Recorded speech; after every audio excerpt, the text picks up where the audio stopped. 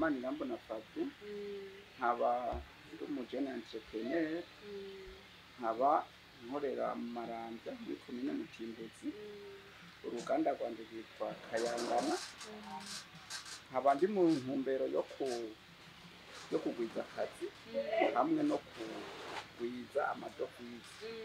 Niyo ntumbero nagize ubushakashatsi butandukanye nkoreye ku bimera nk'ibiti by'imikaratusi, imicungwe n'ibindi byatsi.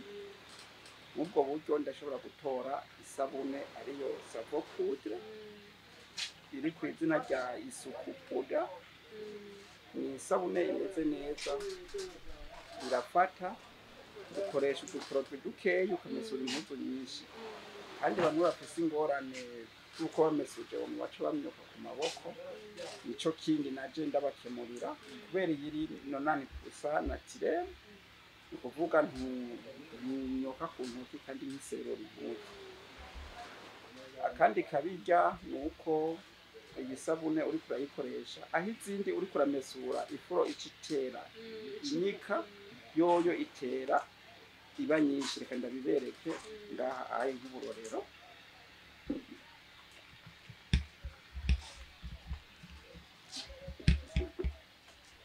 Ibindi omo dukoresha nyinshi kabisa, abasanzwe dukoresha murazibona, ariko iyi reka dukoreshe omo duke dushoboka, ambe dukoresha utubu.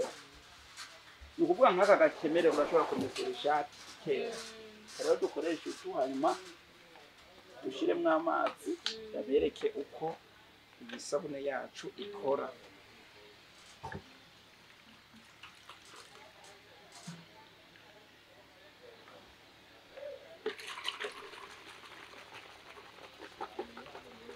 Nivyo mwibonera.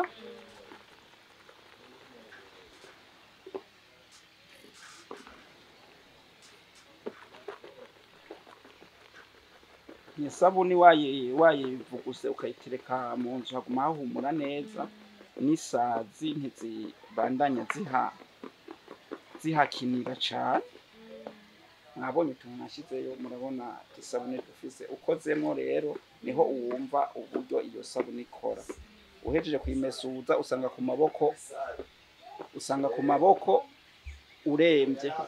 Zirya zindi urabona ko ucugangatara ukagomba gusadagurika, iyi nayo usanga uremvye. Murayibona uko rero uko prise uri kuranyukura impuzu kugira uko niko ifuro iguma iba nyinshi.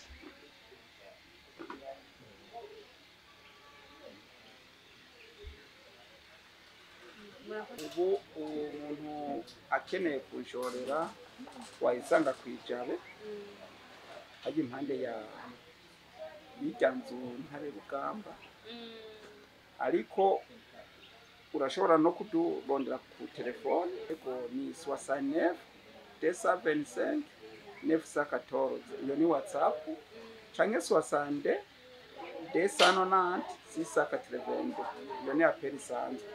Ikora amasaha nka yose, izima gake kabisa.